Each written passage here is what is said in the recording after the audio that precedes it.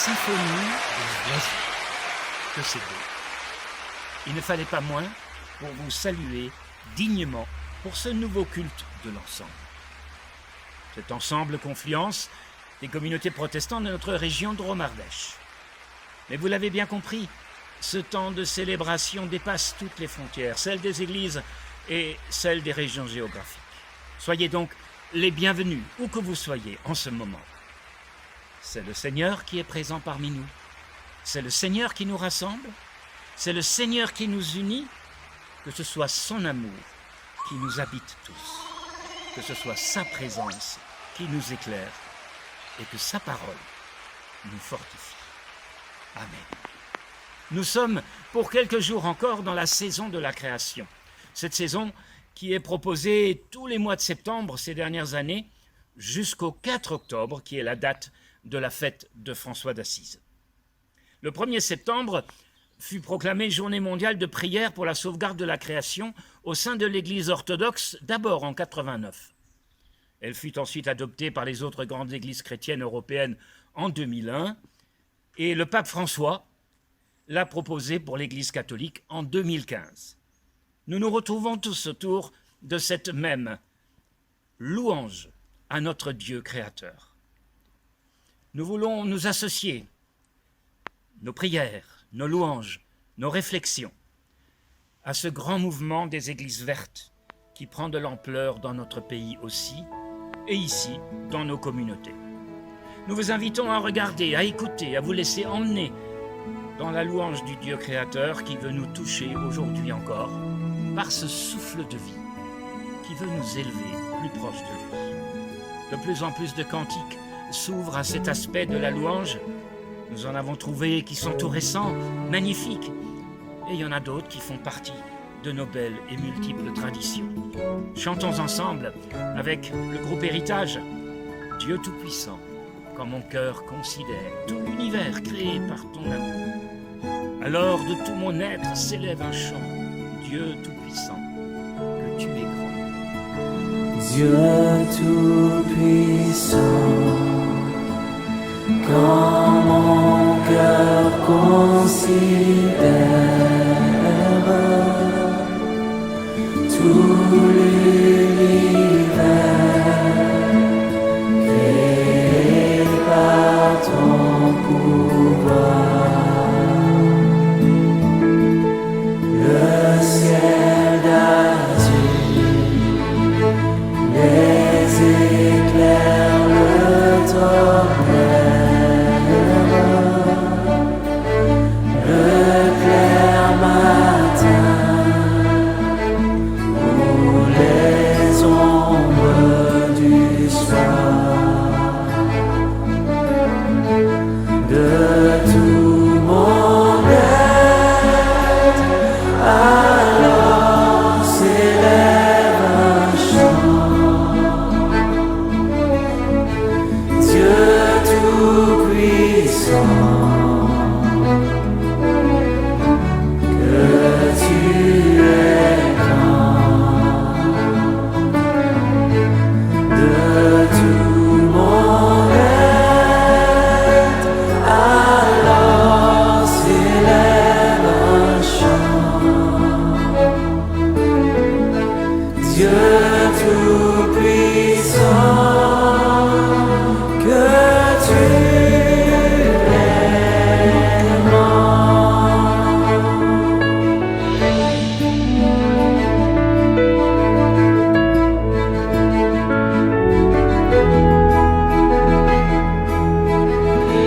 Mais quand je songe au sublime mystère qu'un Dieu si grand a pu penser à moi,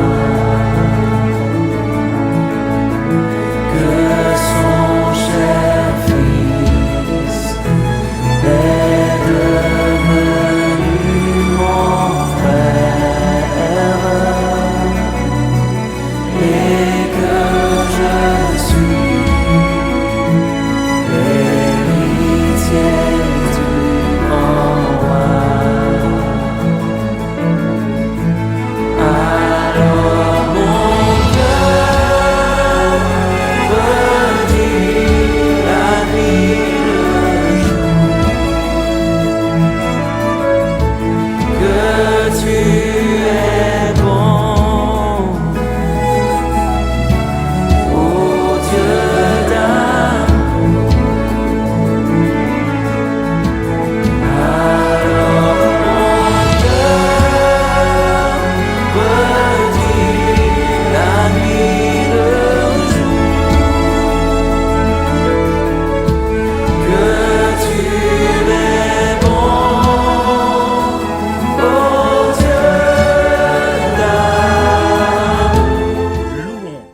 Seigneur notre Dieu. Oui, loué sois-tu, Seigneur, pour la beauté du monde, pour la mer, les vallées, les montagnes, les arbres et les fleurs, les rivières, les fleuves, les sources et les cascades. Nous te remercions, Seigneur, car tu rafraîchis régulièrement cette vieille terre fripée comme un parchemin. Nous te remercions pour la pluie, qui tombe aujourd'hui, ici, autour de nous, et qui s'insinue dans la terre qui a soif. Elle donne à boire aux graines, aux fleurs et aux racines, qui vont percer la terre et grandir sous nos yeux. La pluie traverse les couches de la terre et rejoint les nappes qui sont en dessous de la terre. Elle nous offre ainsi l'eau que nous pouvons boire. Loué sois-tu pour tous les animaux qui volent, qui nagent et qui rampent.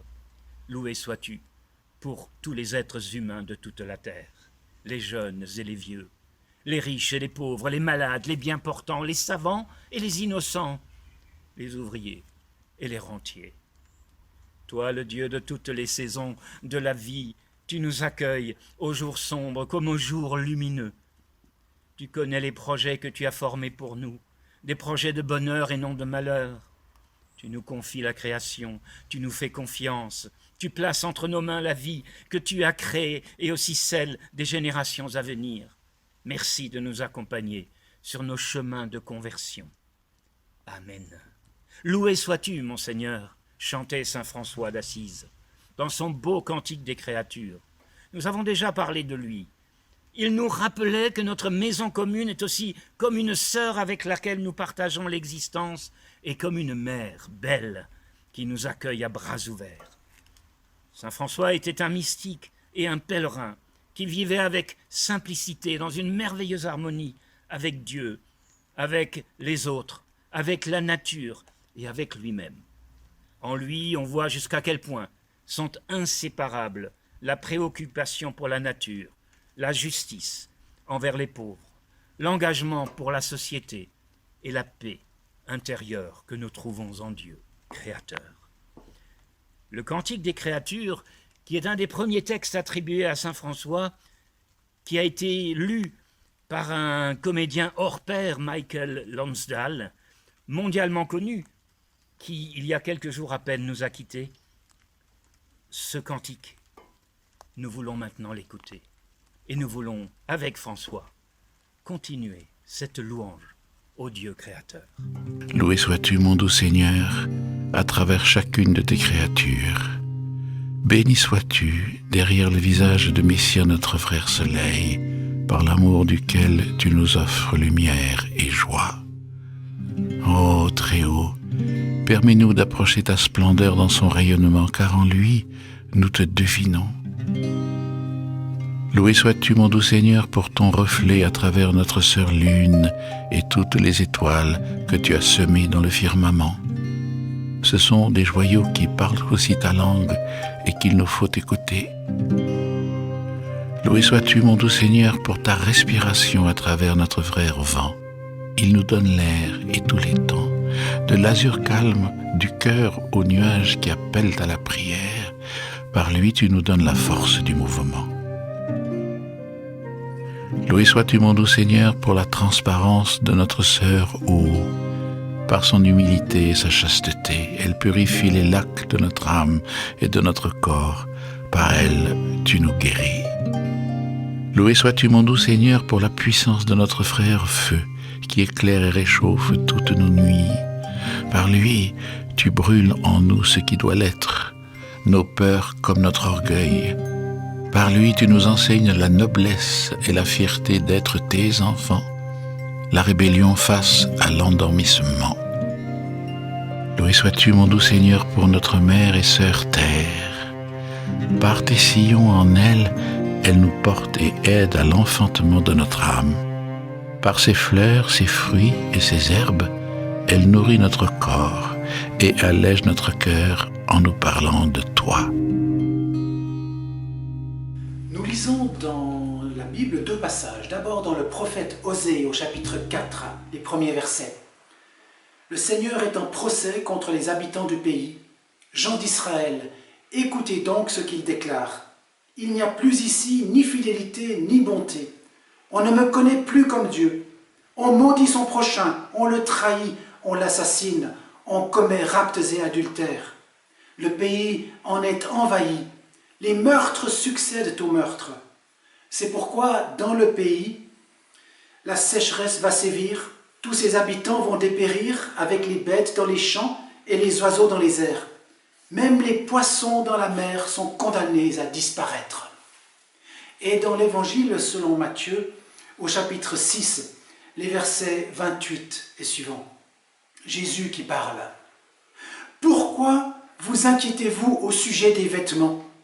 Observez comment poussent les fleurs des champs. Elles ne travaillent pas et ne tissent pas de vêtements.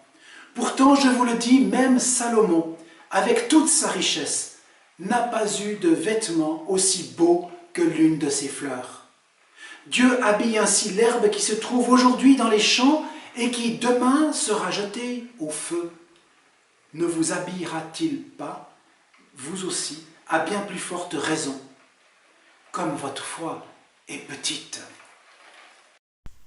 Comme le prophète Osée, que nous venons d'entendre, comme l'évangéliste Matthieu, de nombreux textes de la Bible montrent le lien toujours très étroit entre la nature, les animaux et les êtres humains. Mais ce n'est que depuis 40 ans qu'on en prend conscience dans l'Église, réellement, à cause des extinctions d'espèces animales, des changements climatiques, des destructions de forêts, des cultures industrielles qui ont tari les nutriments des sols. Alors, on redécouvre autrement les textes bibliques. Ils nous parlent avec une force nouvelle, et c'est très bien ainsi. Ainsi, l'intuition la plus étonnante de la Bible aujourd'hui est l'affirmation du lien indélébile, indétachable, comme les deux faces d'une pièce de monnaie, que Dieu établit entre l'humain et la terre. Le comportement de l'homme dans ses relations sociales a des effets directs et consécutifs sur la nature, sur le sol et ses ressources. À l'exemple d'Osée, de nombreux textes relient l'injustice sociale dans le peuple à l'oubli des règles de l'alliance dont les conséquences bouleversent la vie de la terre et des animaux. Jésus, de son côté, estime que Salomon, dans toute sa gloire, n'a pas été aussi bien habillé, aussi présentable envers ses sujets que les fleurs des champs à la vie éphémère, à l'image de ces magnifiques crocus qui m'entourent aujourd'hui. Or, si Dieu prend un tel soin pour l'herbe des champs, pour la rendre plus belle que le travail des couturiers les plus réputés, ne va-t-il pas aussi s'occuper de nous et de tout cet aspect de notre vie terrestre? Cette redécouverte nous pousse à la reconnaissance, à l'émerveillement et donc à la louange. Mais aucune prière, aussi profonde soit-elle, ne pourra nous éviter de passer à l'action. Agir pour un monde meilleur, avec des hommes et des femmes responsables, prise de conscience de ces interdépendances, solidarité et action deviennent ainsi prolongement de cette prière d'adoration et de reconnaissance. Nous avons demandé à des fans de l'Église verte de nous dire pourquoi ils s'engagent dans ce domaine-là. Écoutons ce qu'ils ont à nous dire. Je suis fan de l'Église verte parce que je me sens responsable à agir à ma place dans le monde et dans l'Église aujourd'hui, dans notre époque en 2020. L'engagement dans l'Église verte, c'est prendre soin de la maison commune. Pendant la période de confinement, on a vu le retour d'espèces sauvages. Ne faudrait-il pas instaurer des temps de repos sans y être contraint par des catastrophes? L'Église verte fait souffler un vent de fraîcheur et indique une voie pour laisser un environnement viable pour les générations futures. Bonjour Marie-Noël. Bonjour Adam. Voilà, donc j'ai entendu parler de l'Église verte. J'aimerais savoir qu'est-ce que c'est en fait. Oui. Eh bien écoute, tu vois, l'église c'est un endroit où des personnes se rassemblent pour prier Dieu. Et pourquoi l'église verte? C'est un endroit où on peut dire sa reconnaissance à Dieu, pour dire tout ce qui est autour de nous nous est offert. On est propriétaire de rien parce qu'en tant que chrétien, on reçoit tout de Dieu. Et l'Église verte, eh bien, elle dit sa foi en un Dieu qui nous offre tout, mais qui nous demande de respecter la nature. Et c'est pour ça qu'on l'appelle Église verte. Et c'est vraiment un mouvement très important aujourd'hui, pour dire toute la reconnaissance pour ce qui pousse, pour ce qui nous est donné, de la part de Dieu. Bonjour, voir notre environnement se dégrader m'est devenu insupportable. Alors, je milite comme je peux pour arrêter ce massacre. En tant que chrétienne, je crois que si nous nous bougeons tous, alors le message de Dieu ressuscité aura encore plus de sens. De plus en plus de chercheurs, historiens et scientifiques savent aujourd'hui décrire les conséquences dramatiques de l'égoïsme du comportement humain pour la Terre et les populations exploitées. Ils nous disent que le dérèglement climatique n'a pas commencé au XXIe siècle, ni avec la révolution industrielle ou du capitalisme au XIXe, mais bien depuis l'exploitation de l'homme par l'homme, soit quelques milliers d'années en arrière. La dégradation des écosystèmes par l'exploitation des ressources naturelles ne sont que les prolongements négatifs d'une organisation sociale fondée sur des rapports d'inégalité et de domination, l'esclavagisme pour le nommer, et tous ses dérivés. C'est pourquoi un discours écologiste équilibré doit aussi tenir compte des paramètres humains. Le souci des écosystèmes doit aller de pair avec le souci de nos semblables. Nous devons nous débarrasser d'un système de pensée qui cautionne l'exploitation, la prédation et la domination des êtres humains comme de la nature. Alors beaucoup de chrétiens se posent la question de ce que nous faisons dès lors dans une galère écolo, parfois très politisée. Eh bien, nous pensons que c'est une autre façon importante, à côté de la prédication, du témoignage personnel et de notre action sociale et humanitaire, une autre manière d'annoncer l'Évangile. Notre fidélité à l'Évangile rejoint l'écoute simple et la mise en pratique responsable du message biblique. Nous pouvons le vivre en solidarité avec celles et ceux qui veulent faire émerger de nouveaux modèles de développement ou de vie en société éco-responsable, respectueux des personnes et de la terre. La marche avec le Seigneur change en profondeur nos comportements et notre présence au monde. N'ayons pas peur de ce chemin d'espérance. Et nous chantons avec les cieux et la terre, numéro 41-17 sur le recueil Alléluia, accompagné maintenant par cette chorale d'hommes. Les cieux et la terre célèbrent donc la gloire du Père, du Dieu créateur, qui est redoutable dans sa majesté, qui est admirable dans sa charité. C'est lui qui nous donne le printemps joyeux, les fruits de l'automne, l'été radieux, largesse infinie que rien ne tarit, sa main rassasire tout être qui vit.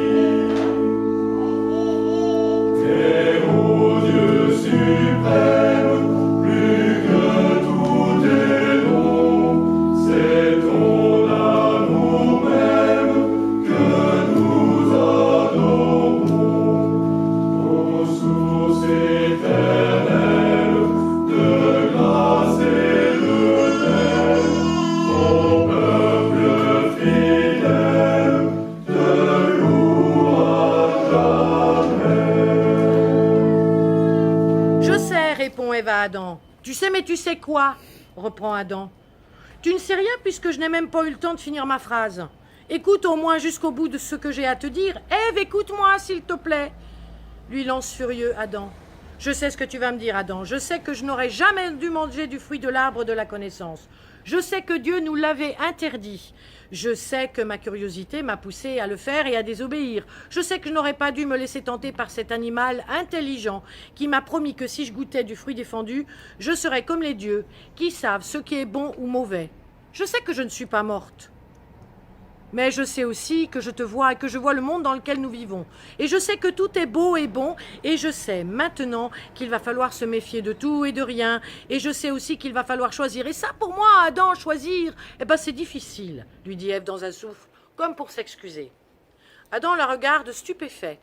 Il la voit telle qu'elle est, nue. Mais il voit aussi tout ce qu'elle est, tout ce qu'elle porte en elle. Cette créature venue de lui, créée et voulue par Dieu pour être son vis-à-vis, après la création de toutes les autres espèces. Elle lui tient tête maintenant, à lui qui devait garder précieusement la parole de Dieu. Et voilà, il s'en trouve tout à coup dépossédé par sa meilleure alliée, Ève, la vivante, comme il vient de la nommer, parce que bien sûr elle ne tient pas en place. Elle bouge, elle parle, elle agit sans le consulter. La vivante, parce qu'elle lui donne aussi joie, vie, espérance, mais parce qu'elle a aussi brisé sa solitude. Se mettre à ses côtés en complément serait parfait, tel qu'il est. Mais il la voit telle qu'elle est, elle, nue au milieu du jardin, belle et laide à la fois, aimable et haïssable, pour ce qu'elle ose être complètement, dire et faire, sans son consentement et le consentement de personne. Je sais, lui dit-elle constamment.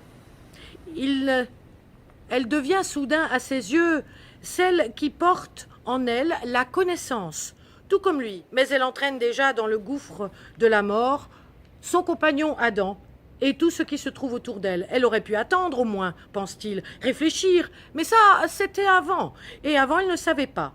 Elle s'est laissée tenter, et lui aussi, comme des grands enfants qu'ils sont devenus. Ils sont là, au milieu du jardin, à 2 pas de l'arbre, du fruit défendu. Ils se taisent, honteux de ce qu'ils ont fait. Ils savent maintenant qu'il n'y a qu'à se cacher de la face de Dieu et disparaître à tout jamais, parce qu'il sait qu'il va venir. Au soir de ce temps, vérifier si tout se passe très bien. Parce que lui, Dieu, sait tout, connaît tout, comprend tout, et sans doute écoute-t-il tout, ainsi que le monde né de ce désir immense. Le jardin est calme maintenant. Le monde respire d'aise, et l'animal intelligent s'en est allé au loin, sans doute pour sauver sa vie. La tentation s'est éloignée. Ouf, respire Adam un instant. Il comprend que quelque chose est en train de changer en lui et autour de lui, et que son acte va avoir des conséquences non négligeables sur cette création qui l'entoure. Il fait doux. Maintenant, le soir repose, et pour la première fois, il ressent la fraîcheur lui caresser le corps. Il frissonne et s'habille avec tout ce qu'il peut trouver autour de lui. Il cherche à se cacher de la vue de Ève. Il s'arrête en chemin, se retourne, et voilà, elle a disparu, derrière un buisson sans doute. Il vient vers elle et lui dit « Qu'est-ce que tu fais, Ève ? Je viens de m'apercevoir et de prendre conscience que je suis nue. Et j'ai froid. J'ai l'impression que tous ces arbres ont des yeux, qu'ils me regardent, ou que la vie entière me dévisage et me demande sans cesse « Qui es-tu, Ève ?» Tu comprends, Adam, je ne sais plus vraiment qui je suis. Je le savais il y a quelques minutes, avant, mais là maintenant, moi qui me croyais forte et prête à toutes les histoires, je ne suis plus sûre de savoir. Ah, justement, il faudrait que tu saches, Ève. Tu savais tout ça il y a 10 minutes, et maintenant quoi? Tu ne sais plus rien, lui lance Adam suspicieux. Non, c'est ça, Adam, je ne sais plus. Ou plutôt, je sais que je n'aurais pas dû écouter cet animal intelligent, mais ça, c'était trop beau, hein, sans compter sur moi. Imagine-toi, Adam, nous aurions pu être comme des dieux, savoir, comprendre, décider pour nous et notre vie à venir. Je ne savais pas que cela nous tuerait. Je n'avais pas compris que nous allions mourir, lui dit Ève tristement. Mais Ève, nous ne sommes pas morts, s'exclame Adam, nous sommes en vie et nus. Si d'une certaine façon nous le sommes, parce que nous avons trahi notre parole et celle de Dieu, nous n'avons pas écouté ce qu'il nous a demandé.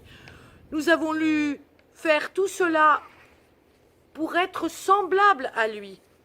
Oh Adam, c'était tellement tentant, l'idée d'être comme lui, de savoir, de comprendre, de pouvoir choisir. Qu'est-ce que nous avons fait, dit Ève de plus en plus triste. Oui, je sais, lui dit Adam. Ah, tu vois, tu sais toi aussi, lui répond-il. Oui, je sais que nous n'aurions pas dû, et je sais surtout que si nous ne sommes pas morts, cela va venir tout bientôt. Et je sais, non Ève, je sais. Ah, plutôt, je vois notre Dieu venir vers nous, vite. Cachons-nous.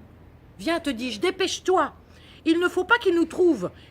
Lance Adam à la hâte en attrapant Ève par la main et en l'entraînant derrière un buisson odorant. Pourquoi lui demande Ève dans un souffle? Eh bien, parce que lui, il sait. Nous sommes finis, Ève. Je te l'ai déjà dit tout à l'heure et c'est la fin. Adieu, la belle vie. Oui, je sais que nous allons vers des problèmes. Et même si tu ne le comprends pas encore, moi je sais que tout cela va s'arrêter. Chut, taisons-nous. Il vient. Tiens-toi tranquille et écoute, lance Adam agacé par l'agitation et l'inquiétude grandissante de Ève. Adam, Adam, où es-tu? Demande Dieu. Adam, d'une voix à peine audible, lui répond. Je t'ai entendu dans le jardin, Dieu, et j'ai eu peur parce que je suis nu. Alors je me suis caché. Qui t'a dit que tu étais nu? Aurais-tu pour cela mangé de l'arbre dont je t'avais interdit de manger? Demande Dieu. Adam lui répond.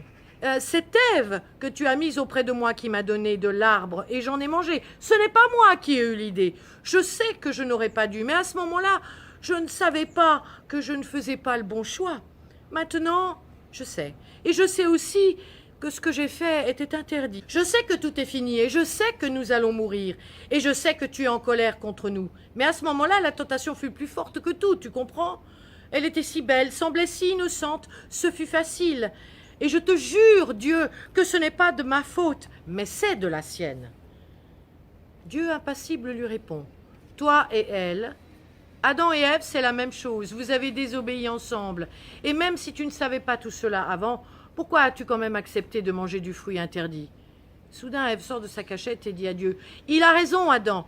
Tout est de ma faute, ou plutôt, ce n'est pas de la mienne ni celle d'Adam, c'est de la faute du serpent, cet animal intelligent. Il m'a expliqué que si nous mangions, nous ne mourrions pas, mais que nous serions comme des dieux, capables de savoir la différence entre le bon et le mauvais. Et puis, tu sais, si nous avions le pouvoir de choisir, de savoir, alors cela était trop tentant. Et cela nous donne aussi, tu sais, Dieu, le pouvoir de décider de notre vie et de celle des autres.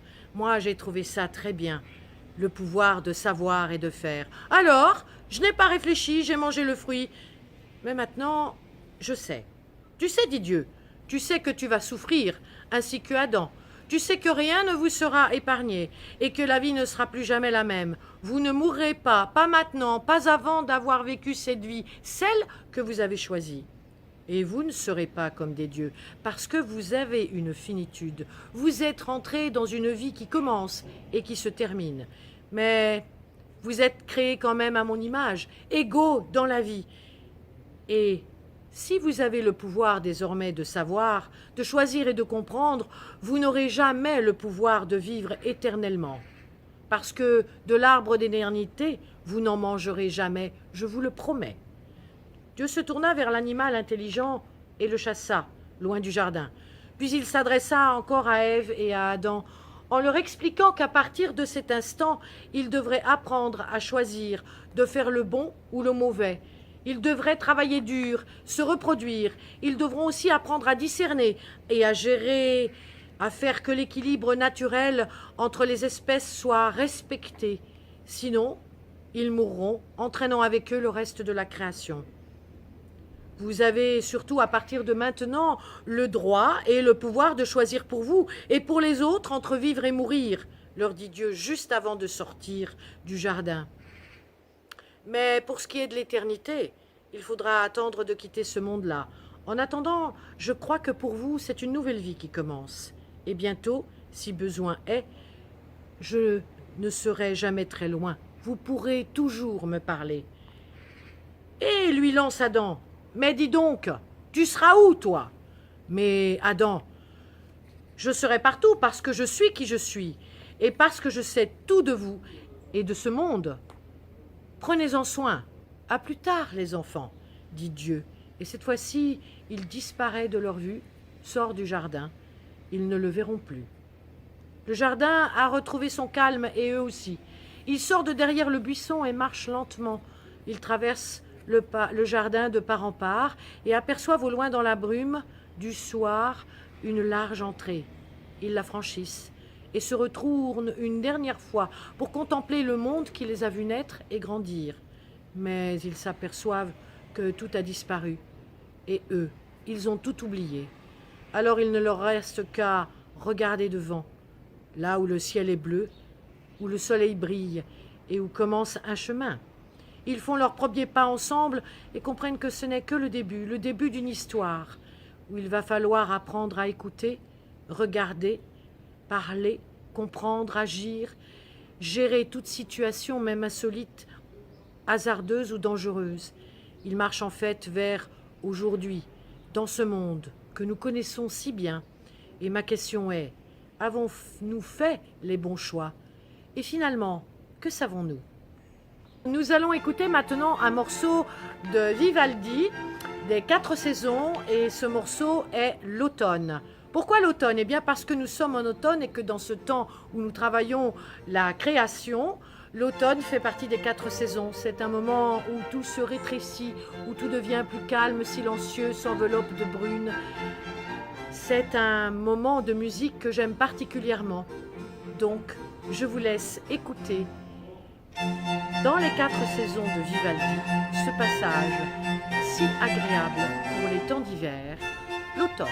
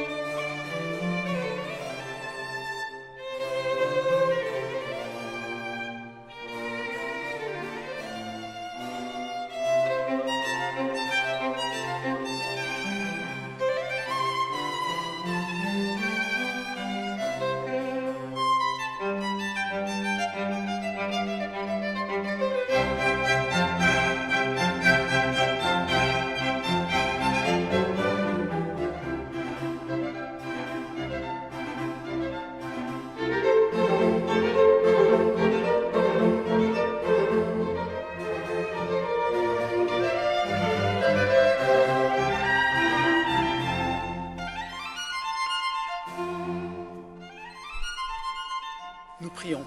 Dieu de libération, aujourd'hui nous sommes attentifs à ta création, celle dont nous faisons partie et sans laquelle nous ne pouvons pas vivre. Face à son incroyable diversité et richesse, son étonnant équilibre et sa grande beauté, aide-nous à prendre nos responsabilités, à échanger de modèles de vie afin de retrouver notre juste place parmi tous les êtres vivants, celle de gardiens humbles et respectueux. Guéris nos vies pour que nous soyons des protecteurs du monde et non des prédateurs, pour que nous semions la beauté et non la pollution ni la destruction. Inspire nos cœurs afin de nous redresser, libérer des exigences de production, libérés de nos addictions à la consommation, pour que nous imaginions des modes de vie justes et durables, où personne ne manquera de rien. Notre Dieu qui voit la moindre des larmes, aide-nous à secourir les abandonnés et les oubliés de cette terre qui valent tant à tes yeux. Touche les cœurs de ceux qui cherchent seulement des profits aux dépens de la terre et des pauvres. Dans le sillage de la pandémie mondiale de la Covid-19, entends nos cris de compassion. Apprends-nous l'humilité et conduis-nous sur des chemins de justice envers toutes les créatures. Dieu de la création et de la vie, nous voulons te dire merci pour le choix que tu nous donnes entre la vie et la bénédiction, la mort et la malédiction. Sans relâche, tu nous invites à choisir la vie, afin que nous puissions vivre, nous et nos enfants, et les enfants de nos enfants. Tu nous rappelles qu'il est encore possible de faire le choix de la vie en suivant ton grand commandement d'amour, de choisir la vie et d'y mettre toute notre énergie, cette vie mise en danger par nos choix de mort et de malédiction. Ô Dieu d'espérance, nous te remercions pour ce temps qui nous rassemble. Merci pour ta parole, force d'innovation, ton esprit, source de vérité et de vie. Nous te remettons la semaine qui s'ouvre chargée d'engagements divers. Éclaire-nous pour nous faire avancer. Bénis nos relations fraternelles avec tous ceux que nous croisons sur nos chemins. Car à toi sont le règne de tendresse, la puissance de vie et l'éclat de la beauté. Amen. Que Dieu qui a fait naître l'ordre à partir du chaos et s'est émerveillé devant les lys des champs, nous conduise pour transformer nos vies et l'Église afin de refléter sa bonté toujours renouvelée dans sa création. Que sa paix repose sur celles et ceux qui nous ont aidés dans la mise en forme de ce culte, en particulier notre technicienne Maëlle Galland, sans qui nous serions bien empruntés pour vous présenter et partager cette vidéo. Au revoir, avec les enfants de la terre qui veulent encore pouvoir s'aimer, interprété par le chœur Sainte-Victoire sous la direction de Chantal Orsini, sur un texte de Jean-François Nicolai et Jean-Philippe Prévitera.